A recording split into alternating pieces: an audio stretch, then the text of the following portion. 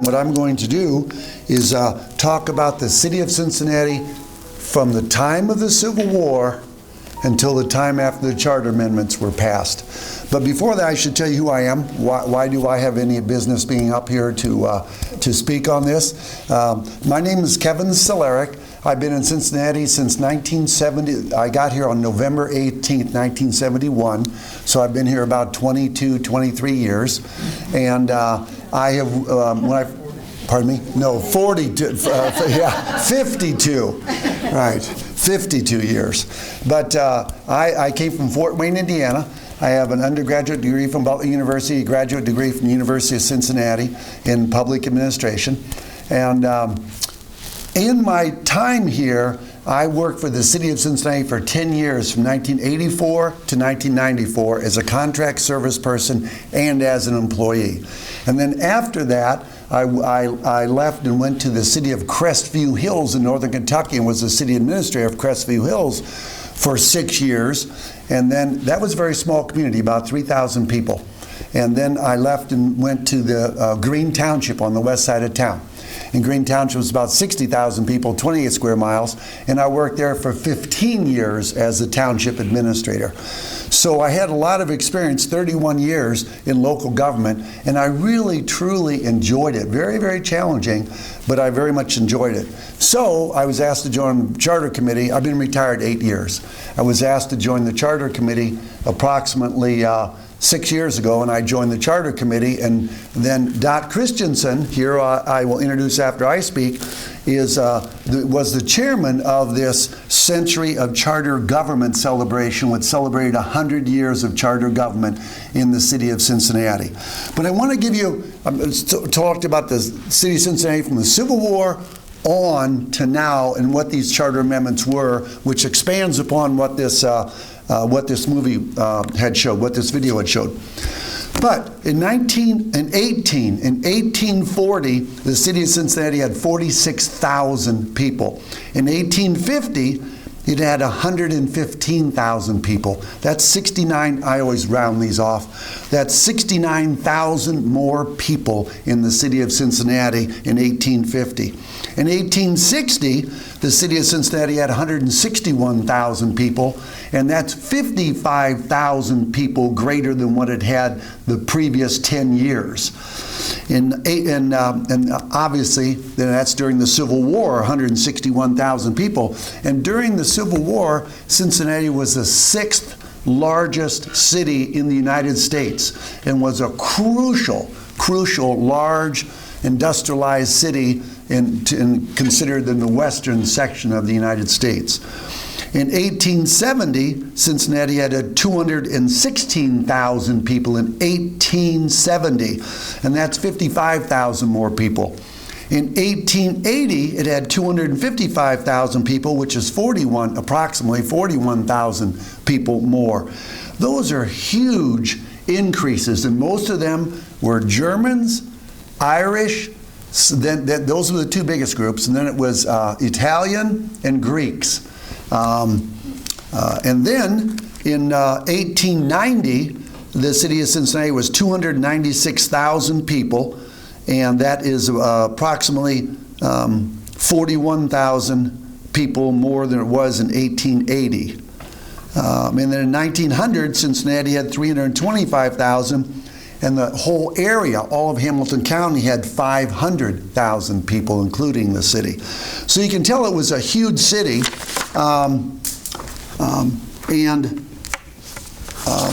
Cincinnati's process, I'll start out with during the Civil War, from 1860 to 1870. Cincinnati profited hugely from the Civil War. It produced, for the whole Western Union Army, it produced uniforms, saddles, shoes, plenty of food, and that food was mostly pork, or a lot of it was pork. And it was said that the Union soldiers never had any complications with supplies because they came from Cincinnati to the western area. Let's see. Iron that was made for the iron steamships was made in Cincinnati. Cannons were made in Cincinnati. Arms were made in Cincinnati. 8 cannons were on top of Mount Adams in order to protect it from an invasion from the south. In September of 1862, approximately 12,000 Confederates formed in Tennessee on their way marching up to Cincinnati because it was such a vital shipping route in a vital city. And the Union Army immediately matched that with 70,000 Union troops that went across the Ohio River on a pontoon-type bridge. And that was General Matthew Pierce who led that, and he did a great job of, he didn't have to defend Cincinnati because the Confederate troops turned around and did not come to Cincinnati when they saw that. There were subsequently 4 different forts built over in northern Kentucky: Fort Wright, Fort Thomas, Fort Mitchell. Maybe there were only 3. I think there were 4, I just don't remember the 4th one. But those forts were built specifically to protect Cincinnati, and they still have their names. I worked in northern Kentucky for 6 years and went to those 3 towns many a time. So then in 1863 in July, Morgan's Raiders invaded north of Cincinnati and east of Cincinnati. They were a cavalry troop, but they didn't do any harm. But Cincinnati had a very, very strong political influence during the 1860s. 3 of the 7 cabinet members of Abraham Lincoln all came from Cincinnati. Samuel P. Chase was the Secretary of the Treasury. What more important job is there than the Secretary of the Money? Edward Stanton was the Secretary of War. What job is there more important than the Secretary of War during the Civil War? And William Dennison was the Postmaster General. So it was said sometimes that Cincinnati had more influence on the cabinet of Abraham Lincoln than any other single city or organization. Grant and Sherman in 1864 met in Cincinnati in order to plan the invasion of Georgia, the state of Georgia. Let's see. So the point being is that Cincinnati was a critical member of the Union back in that time. And also, many people said that Cincinnati was a haven for slaves, and that black people would come up here, and the Underground Railroad, everybody knows, was here. But Cincinnati wasn't quite as welcoming as you think it was to those underground blacks coming up, because Cincinnati was considered a normal city, and even though it had a lot of arts and culture, it still had the normal racism, and especially when you had, and I'm not bad-mouthing this because my grandparents are immigrants, but especially when you had the immigrants and the Germans coming in and the Irish coming in, the Negroes, as they were called then, were competing for those low-income jobs, especially on the river. And in the 1860s and prior to that, the river was the main form of transportation in the United States. And so Cincinnati was the key organization. So, and the Cincinnati Enquirer began publishing a Sunday edition in 1841. In 1880 to 1890, the Ohio River and riverboats started to decline because railroads picked up, and railroads were invited in and worked more with Chicago, Louisville, St. Louis. So Cincinnati kind of slowly started to go down, even though from an industrial point of view and from arts and culture, Cincinnati was still a premier place. The first big flood in Cincinnati was 1884. In March of 1885 was a huge lawless, rampant riot and revolution, and those were mostly white people. And 54 people died and 300 people were injured. So not everything was copacetic in Cincinnati. Yes? What was the riot about? I don't really know for sure, but it was a general riot that was mad about taxes and mad about the city services. Courthouse riot. And then that was when they burnt down the courthouse. So, Negroes were first taught in public schools in the city of Cincinnati in the 1880s. 1 million people visited Cincinnati in 1888, which was the 100th anniversary of the city of Cincinnati, and that's when the music hall was built in that year. Let's see, And we also had, not to we also had a cholera epidemic in 1832, and then we had another one in 1849, and the second one killed 4,000 people, which was a huge amount of people back in that day. Procter & Gamble was founded in 1837 by two brothers, William Procter and James Gamble, and you probably know they were brother-in-laws. And they became one of the main suppliers of the Union Army during the Civil War. And then Barney Kroger started his first store in 1883, and there was a great wave of migration back in that time, the 1880s. There was a recession in 1883 in the USA and in Cincinnati, and there was a huge immigration of Germans, Irish, as I mentioned, Italians and Greeks, but there was also a large migration of Negro people from the South starting to come up through Cincinnati. And in that time, 1890, that's when bossism became very prevalent all over the United States, in Chicago, New York, and Cincinnati. And that's when Boss Cox was first became very powerful. And to give you an idea of how bad it was in Cincinnati, is that Boss Cox in the city they had in Cincinnati was rampant in corruption, and everybody that got a city contract had to give a kickback back to the Republican establishment and Boss Cox. There were 10,000 civil service and other jobs in Cincinnati, and they all went through the Republican Party. And at that time, the Republican Party was starting to lose its shine and lose its positive attitude, and people were seeing it as a corrupt machine. But they were, in order to get a police job, you had to be in the Republican Party and give the Republican Party. If you wanted to get a job in the courthouse, if you wanted to be a judge in the courthouse, you could be bribed if you were a judge in the courthouse. The roads, the potholes, all those things began to get less and less taken care of. And there were more and more disgruntled citizens, but many of those citizens felt despair that they couldn't do anything about this, because there were 32 members of City Council, Cincinnati City Council. 31 of them were Republicans, all controlled by the machine, and one was a Democrat. And so nothing was done unless the machine asked for it to be done. And groups of people started to get disgusted. And you heard in the video, there were 4 primary gentlemen who stepped up. Murray Seasongood, he was an attorney, important. Henry Bentley, he was an attorney, very important. Victor Hines, he was just a tough guy. He was really good. He was they said in this thing, he was the coordinator. And Charles P. Taft, who was the son of William Howard Taft, and he was an attorney and part of the Hamilton County Prosecutor's Office.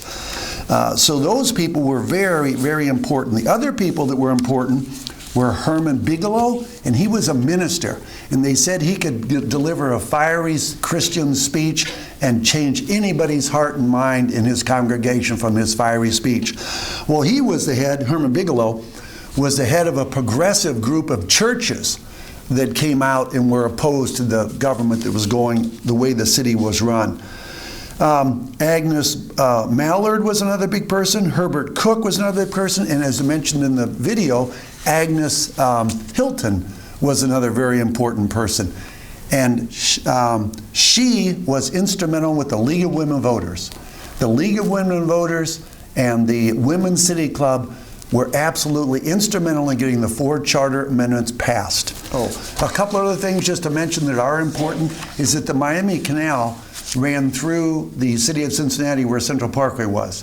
And in the early 1900s, from 1900 to 1920, it was a cesspool of just poop and everything. And everybody saw it as terrible. They also, the city's services were not being done properly. And so people were just disgusted. But nobody could do anything about it because it was controlled by this Boss Cox. And Boss Cox died in 1916. So then that person that they mentioned in the video, Rudolf Hanukkah, who was a Polish immigrant, he took over the bossism. And he ran 40 different burlesque places and theaters in the city of Cincinnati, had hundreds of jobs there, and then had the jobs that I mentioned before. So if you wanted a job, 10,000 of them were with the Republican Party somehow connected, and so you really had to be connected there. So these people got together, and they just decided that this was not going to be what was going to happen anymore. So it was a series of events that occurred. The first event was Murray Seasongood had that debate that they talked about there. As a result of that debate and other things, the tax increase that the Republican Party was asking for was defeated. And Mayor Carroll, C-A-R-R-E-L, was the mayor then, and what he did, typical thing that some administrators do, he proposed to close the Branch Hospital, which was up on the Pill Hill, and it housed 400 patients with tuberculosis. And of course, you close the Branch Hospital and 400 people, who's going to take them? So Henry Bentley, guy mentioned in this, who's an attorney, he went and was fuming mad because he was the president of the Tuberculosis Society as a volunteer. He was just the president of that. And he went down and he complained, and nobody did anything. The city council said, tough luck. Then he went to the county commissioners, they said tough luck. So he decided to go to all of the clubs like the Cincinnati Club, the Rotary Club, the Kiwanis Club, and talk to anybody that would listen to him. So he talked to them, and he talked to Heineke, the boss. And Heineke, he said, was very, very pleasant. Charles P. Taft, one of the four, wrote a book on city management, the Cincinnati Experiment. And he talked in here how Bentley went and met with Heineke, and he was very pleasant, very nice, but he did nothing. And so they came up and they had this debate, and they defeated the tax proposal, as I said before, but now they're in a big predicament of what to do for money. And then this group of people that was interested, which started to become, they didn't have the name charter, I don't believe at the time, but they eventually became the charter committee. They attacked the second problem, which was on the ballot, was an eagle if you voted Republican and a rooster if you voted Democrat. And that was a problem because people couldn't read. A lot of people couldn't read. And so therefore, they either voted for the eagle or the rooster, and that was a problem because people just came in and voted blindly for the eagle and didn't know who was running or what they were saying or anything. And so they got another ballot on the ballot, and they eliminated the eagle and the rooster. And then they had to display what party you were with. So then the charter committee, these four men that we talked about here, I'm going to state this again, but they were all white men, Republicans, fairly prominent or very prominent in the city of Cincinnati. They were not some rebel person out there. They were normal, good, very good people, and they said, we will not have this again. So then they were the ones who looked at Cleveland and other places in the United States and began the charter amendments. And the charter amendments are four primary issues. The first one is that they reduced city council from 32 members to 9 members, and they were elected at large. So they were not, when you ran, it was, I don't believe at that time when they ran, they didn't have a symbol with them. They were independent people elected at large. And when they got elected, then those 9 people chose the mayor from one of the 9. So there wasn't a strong mayor form of government back then. It was, they developed this in order to be a charter government.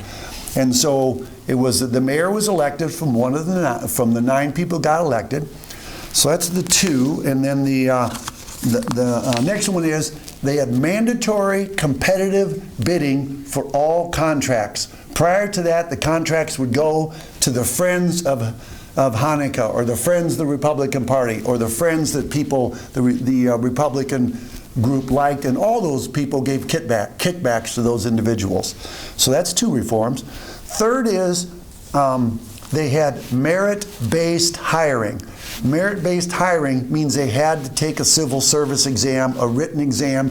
They had to be hired on quality, not because you knew somebody. And the fourth one was proportional representation. And proportional representation was a new type of voting rating that would allow minority groups or women or others to move up and get elected. So on saying that, mandatory competitive bidding was very unique at that time. Merit-based hiring was very unique at that time. And the last thing that they did was that they established in the government to have a city manager run the day-to-day operations of the city and have a mayor that would be over the council but would more or less be a coordinator of city council activity. So the council first, it's called the council mayor or the council manager. Council first and the city manager second were the key people who were running the city. The mayor was important, but the mayor was no more important than a member of city council. So let's see. So that vote, they said it was 2-1, was actually 69% of the public in that date voted in favor of all of the charter amendments. And then the charter party formed after that election because they knew that if they didn't stay vigilant and stay on top of what was happening in the city of Cincinnati, that they would slowly whittle away at something here or there. And so the Charter Party was founded, and the Charter Party became the second most powerful party in Hamilton County and in the city of Cincinnati. The Republicans were still first, but the Charter Party were almost equal. The Democrats did not have very many people that ran for local government and were successful until the 1950s. And then just after the war, after FDR, and after all that, the Democrats started to really rise. But the second most important political party in the city of Cincinnati were the Charterites, who only wanted good government. And I'm going to read to you a book here. This is a book on the life in Cincinnati at every inauguration of a president. And I pick out this inauguration here of Calvin Coolidge. And this is the headline in the Cincinnati something paper. Why the Charter Committee seeks 10,000 new members. And it reads on the headline, elections under a new system will become positive instead of negative. They'd already passed the charter amendments. So the first move to be made is to accomplish the best result. To accomplish the best result is to unite the citizen voters with a common bond of interest.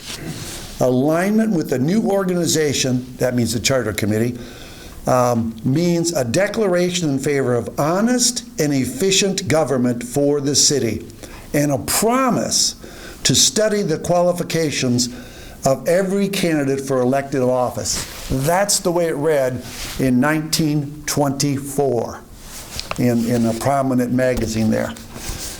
So the thing I would close on here before I introduce Dot is to say this is a book written by, it's called The Four Cincinnatis, written by Dan Hurley, and he is a very good historian in the city of Cincinnati. You might have heard him because he was on TV, and he also was for a time the acting administrator of the Museum Center. He's been on the many programs on the radio. But here's one of the ones he wrote that was very pertinent, an editorial Dan wrote in the newspaper back in 1997. And I'm going to read it verbatim so that you know a little bit of the way that the African Americans, Negroes, were treated in Cincinnati. This is the background on the riot of 1841, where white folks were attacking Little Africa. Violence erupted for the first time on September 1st, 1841. Trouble often arose during the time of year when seasonal droughts forced the packet fleet into port into Cincinnati. A group of whites initiated an attack on a well-dressed black individual, pelting him with gravel. Other blacks joined the altercations. Rumors circulated that a white person had been seriously injured, prompting a gathering of white individuals that evening at the Dumas Hotel. They demanded the surrender of the black individual. Another scuffle ensued. Over the next nights, tempers flared and additional scuffles broke out. The response of the black community reflected its transformation since 1829 and provided unique in the history of pre-Civil War Northern race riots. Members of the black community armed themselves and organized their defenses, choosing Major Wilkerson, a 28-year-old Virginia-born mixed-race AME minister, as their leader. On the night of September 3rd, around 8 p.m., a white mob gathered at the 5th Street Market and proceeded toward Little Africa, engaged in what John Mercer Langston described as an outrageous, barbarous, and deadly attack upon the entire class of colored people. The black community manned the rooftops and windows along 6th Street, on the East Broadway, and the alley leading to New Street. The white mob, reinforced by individuals from Kentucky, rushed up New Street.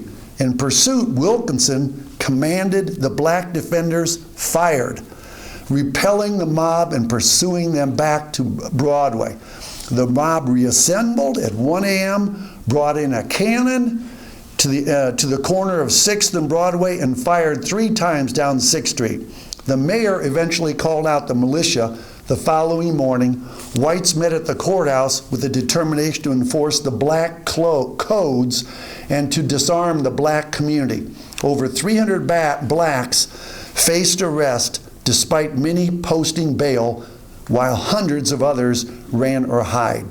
The white mob also hauled the philanthropic press to the river and dumped it in the press because it was a voice of freedom for blacks and etc.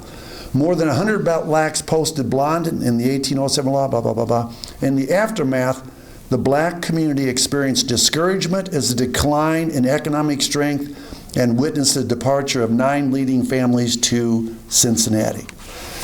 But further on in this essay, he says that this is the first time that black people saw other black people rise up.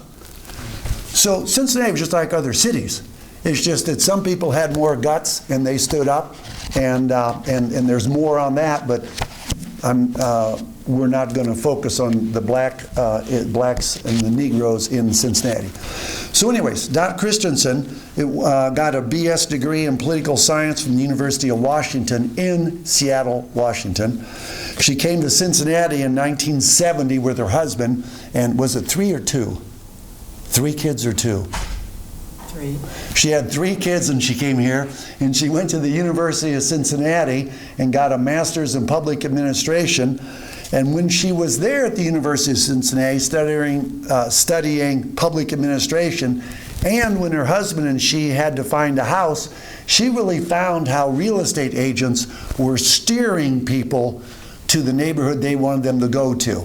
And that was one of the reasons why she decided to really look into fair housing and racial justice more back in the 1970s. So as I said, she worked for Bobby Stern, who was the second female mayor of the city of Cincinnati. She worked for her for 5 years, and she was a great lady, Bobby Stern. I knew her when I worked here, and she was just a great lady, I thought.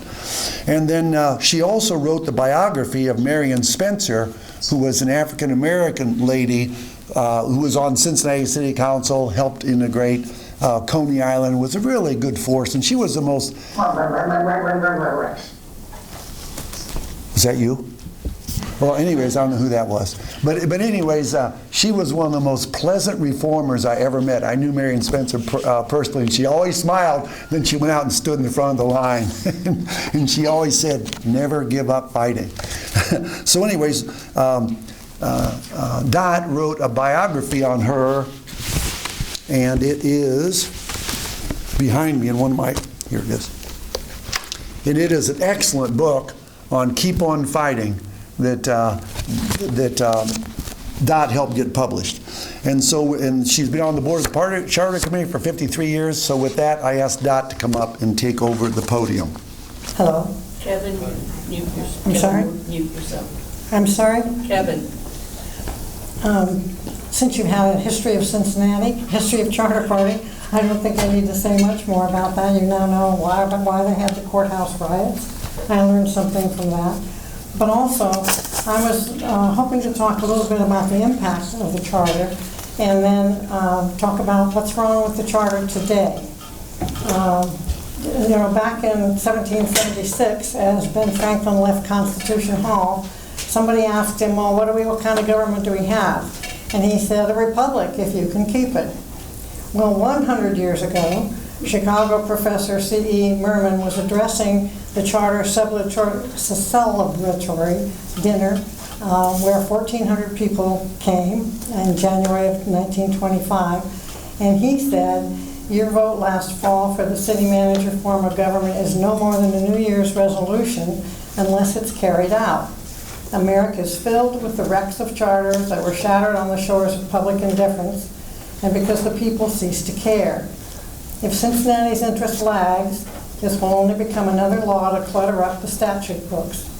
Those who profit from government mismanagement will be assertive and energetic. You who want a government honest instead of corrupt, efficient instead of wasteful, need not wait for the millennium.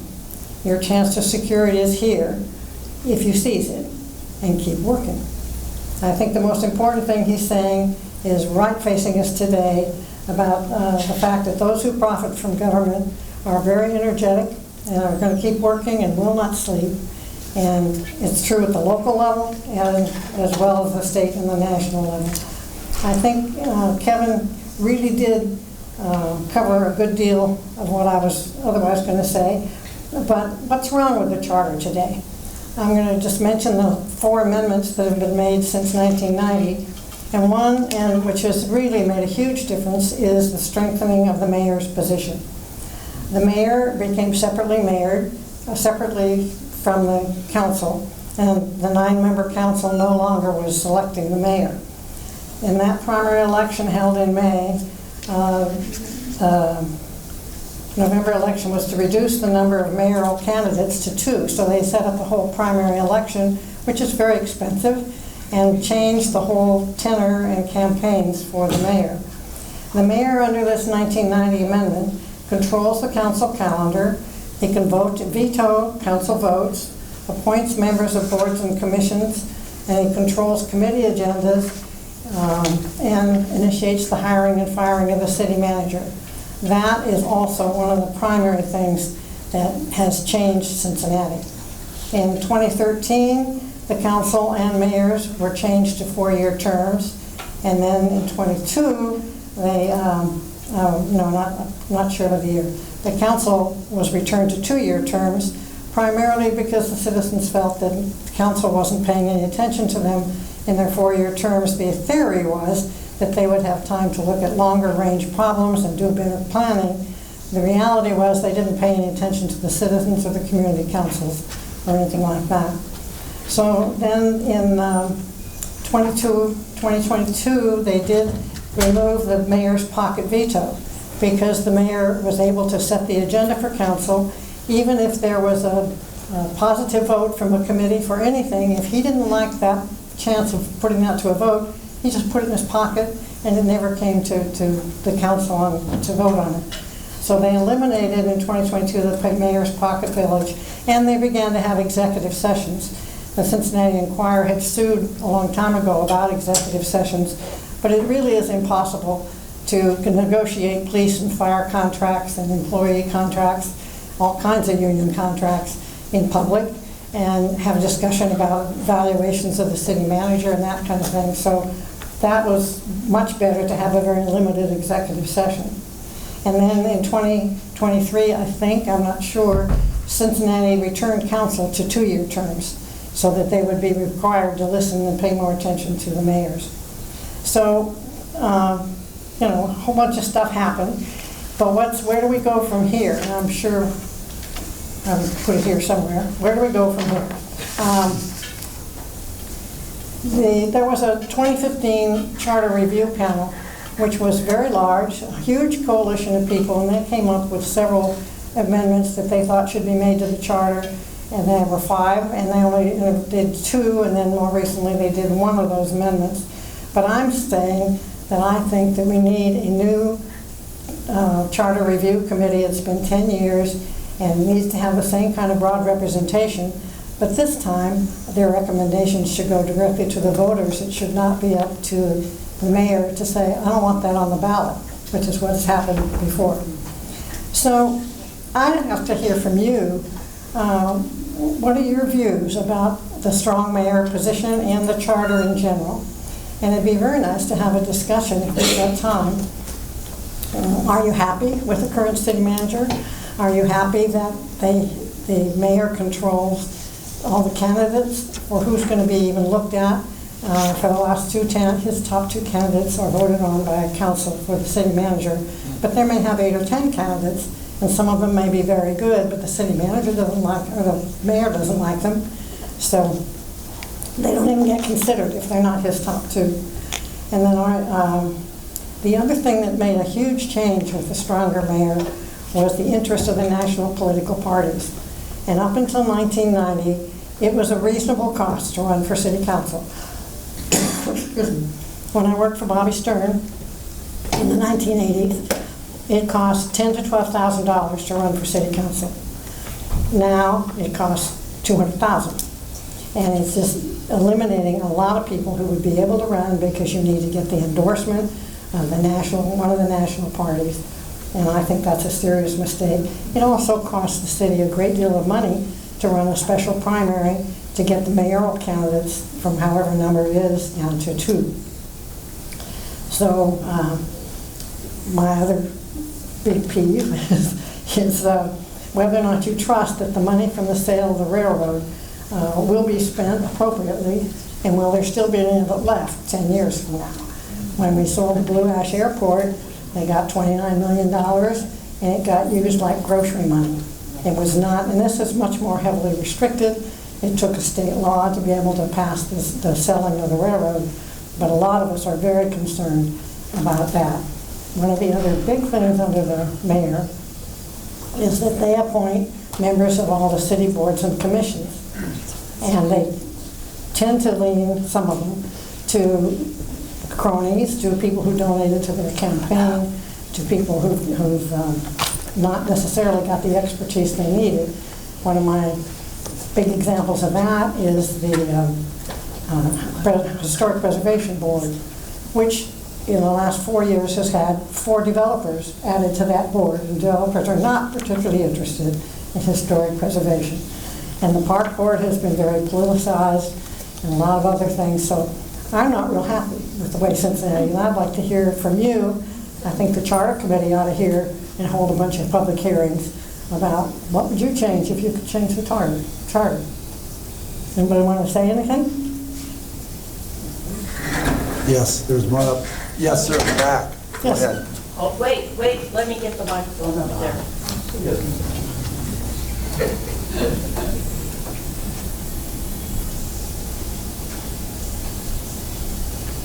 It's a lot of work. So the people on Zoom can hear. So on Wasson Way, which I think is one of the great things that has happened, that there are 9 city council members whose names are emblazoned on the bronze plaque. 3 of them have been indicted. Yeah. 3 of them have been indicted. We can hear you. 3 of them have. Then they could become president. 3 of them have been indicted. 2 of them 3 of them have have been indicted, so I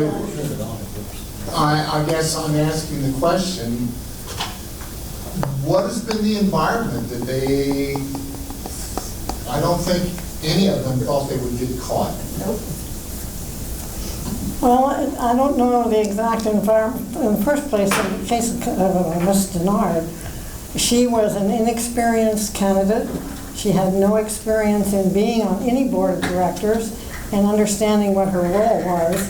And she wanted to be part of the development business, and she wanted to be like a mini city manager herself, I guess.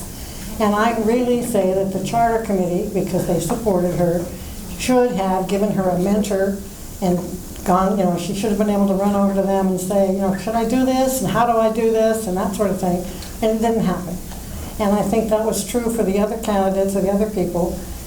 Under the strong mayor, I think John Cranley probably made the most of that in terms of his appointments to boards and commissions, and he was pro-developer, and development's got a lot of money, and I think that was what led people astray. Another incident was, I think, for Ms. Denard, I've thought about this before, is that she had never earned nearly as much money as you now earn as a council member, and she just kind of went overboard. She thought, oh, I can move into a fancy apartment like the Baldwin, and I can drive a fancy car, and she didn't know that that's not why you run for council, is because there's a big salary. And long time, it used to be a part-time job. 1980s, council members got, I think, $28,000 a year. And then in the 90s, they said, well, this isn't going to work. We've got to have people who spend more time. And we need to make it possible for people who can't afford to be on council because they have another source of income. We need to make it more open. But it's kind of backfired. And I want to add to that. When I worked for the city of Cincinnati for 10 years, there was an economic development department that would review all economic development projects. And then after that, the city manager would review those projects. And then after that, it went to city council. But when John Cranley was in office, this is my observational distance. When John Cranley came into office, he wanted to have more say over different development options that were coming up. And I believe that those city councilmen had an ego that wanted to either get more money in their pocket or more money for their campaigns or whatever, but the checks and balances were taken away, and so therefore that's why there was a problem, in my opinion. Well, and if the mayor chooses to be more dictatorial and have a lot more control, in fact, when Cranley was in office, nothing got done by city council that wasn't run first by the mayor. And the developers were running to the mayor to get his approval before they even submitted an application for a development project. And it wasn't just John Cranley. There was an attitude that the mayor is really somebody, and the national parties became very interested, because when the mayor was more of a ribbon cutter and a leader of council, that wasn't much of interest to the nationals. But once they became mayor, and there's the National Mayors Association, which Mr. Purwell is chairman of, actually, it became something worth running for if you really want to make a career out of politics and run up and move up higher in the political structure. You need to be mayor, and the cost of the elections, like I mentioned, was $10,000, $12,000 back in the 80s. Now for the mayor, it's $300,000, and most of that money comes in from the national parties, so that they have a say in what goes on in Cincinnati, because the mayor who gets that kind of money has to pay attention to the Republican Party line, not what's best for Cincinnati. Okay, moving along, keep asking questions. We have one on Zoom. Can we bring back proportional representation? How can we break up one-party government? Well, I'm not sure I heard all of that, but let me answer one thing about proportional representation. Charlie Taft said it was the best element of the new charter, and I do have a list, someone here, about all the difference it made. And one of these boards talks about the minority representation and the 28 minorities and women who have been on council and all of that kind of thing. But right now, there's enough consideration, there's a lot of consideration going on about ranked choice voting, which is a new version of proportional representation. The Charter Committee is putting together a committee to work with Ranked Choice Voting Ohio, which is well organized. They actually hope to put a version of proportional representation back on the ballot in this November, which is going to take a tremendous amount of work. I have no idea. And most people have no idea. That's quite right. And it's pretty much the same in terms of the way the votes are tallied, but every member of council, every mayor would have to have received at least 50% plus one votes. By the time they redistribute votes, when your vote didn't get first, second, or choice, then that person, before they can be elected, has to collect enough more than 50% to get the office, which means that they're actually, you as a citizen and a voter have some say in who gets voted. Right now, if you vote for a particular candidate or 2 or 3 candidates that are kind of at the bottom of the list, they don't get to get represented anywhere else because they're just not counted because they didn't get enough votes. They didn't get approved. Does that make sense? But it's a movement that I think is very important. There are several countries. Iceland has had it for a long, long time. Hawaii, Alaska, Maine have proportional, they call it ranked choice voting, in place. And their elections, some cities, some 6 or 7 cities, San Francisco, Minneapolis, several on the East Coast, I don't remember those names, but they all have ranked choice voting. And those citizens are beginning to see what the advantage to that is. And as a result, it's hopefully going to be on our ballot. If not this election, certainly the next one.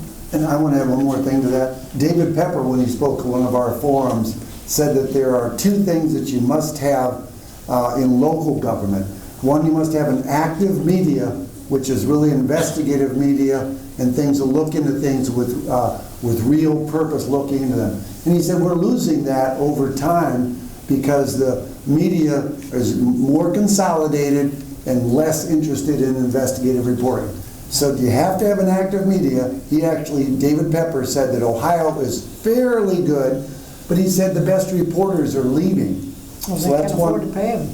Yeah, so that's one thing. And the second thing is, he said that one-party rule, it doesn't matter if you're in a city, a state, a county, one-party rule is never good for a city. So I'm not giving a hard time to the Democrats, but the charterites, we tried to run Liz Keating and just try to get somebody in there that's got a different voice. And one-party rule can be a hazard, regardless of whether it's Republican or Democrat. So another question? Nobody has any idea how Yes, to change ma'am? it? Yes, sir.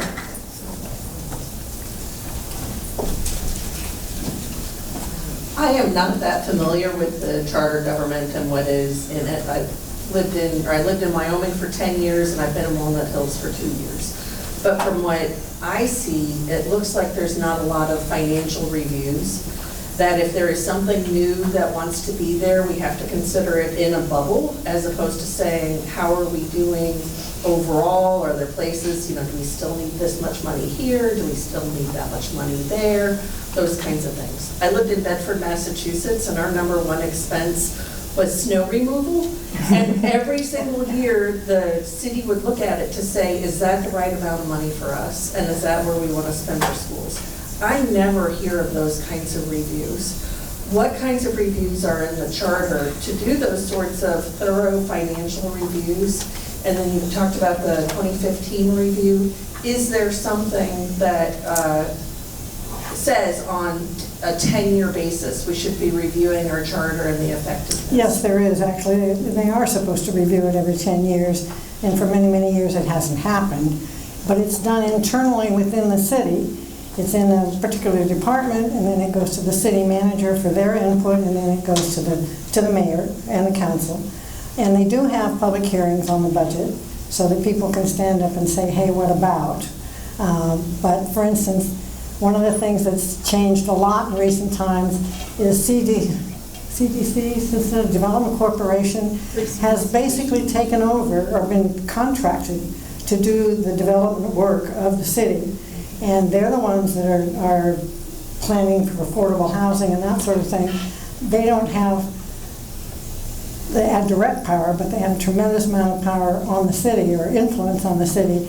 But the decisions about development are being made by non-elected people, which is not exactly right. And there was something else I was going to say, I can't remember. So anything else? I think that the real message is wake up. You've got to participate in, at least know what's going on in your government, and you can't get it all from the newspapers and you can't get it all from blogs, but you can get good information from League of Women Voters, groups like the Women's City Club. There are several civic organizations, I'm sure Wyoming has some, just to know what your folks are doing and speak up and speak out. There's a question back there in the corner. Well, Stuart, let me... Go ahead, Jerry. Pardon me, go ahead, Stuart. No, you go. Well, I was trying, we're getting close to ending here, so I was going to make an ending statement. So you go ahead, Stuart. All right. You know, it seems like what has happened in the city of Cincinnati is it's being run under the old-fashioned golden rule. And that's those who have the gold rule. Now, I'm not trying to be cute about that. No, but you're actually right. But if you look at what's going on in Cincinnati, it's in some instances, I don't know that those people whose names are up there or who were in the movie, I don't know if they'd be real happy with what's going on in Cincinnati now. You had a lot of things happen, but the three people whose names are up on the plaque, that's why you don't name a street after somebody. Not until they're dead. Because you don't want to know how you're going to have to clean up that street. And, Pedro's Way is a wonderful example. I mean,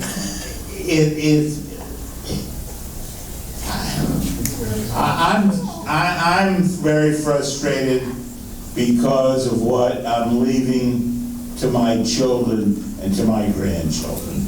And it looks like it's going to be a lot of debt and a lot of repeat. Thank you. So, Wait a minute, I think you're absolutely right. The point really is that as an individual, it's very, very hard to make a difference. You need to be part of a group that thinks like you do and agrees with you on certain policies, and even to get a discussion going in a committee at City Council. One individual rarely has that kind of impact. And the last thing I was going to say was my good friend Marion Spencer. She said, be smart, be polite, smile goes a long way, and keep on fighting. And that's the name of the book, basically, because that's what she said, and she's right. It's just that we need to get over the indifference. Everybody's busy, everybody's got tons of other things to do, but your government matters because it does affect you. And it's no less irony that the charter movement started in 1924 because the mayor proposed a tax levy to fix the potholes. Something new and different. So there we are today. So I want to say one last thing here before we end up, is that I worked in local government for 31 years, and what is very clear to me is local government is the most important branch of service to citizens on a day-to-day basis. If you need somebody to come to your house for an emergency, you don't call the state, you don't call the feds, you call the local government. The fire, the police, in my opinion, and public works workers and people who plow the snow are some of the most important employees in the whole United States, and are really, local government is critical. And I certainly found that out when we had 15 inches of snow and I was over in the city of Crestview Hills and it was a January morning. Please get that snow off of our streets. And we got it off the streets very quickly. But local government is who most people look to for EMS runs, for fire runs, for police calls, to keep things steady, to make sure codes are enforced, to do everything that is necessary to make a city run. Is local government does that. So that's the first thing. And then the second thing to close on is in doing these presentations, we as a charter committee wanted to educate the people on what we thought was an important issue, the charter amendments. Why they were passed and why they're still good today. Now they're going to change, but the basis of them are very important and very useful. That's number one. And the second one is we want more people to vote. We want more people to get out and vote. And we don't care what they vote, but we want them to get out and get educated and vote. So with that, I will end this particular talk, and please come up and look at the board and come up and ask us any question. But thank you very, very much for coming to our talk today, and I hope your week is very good.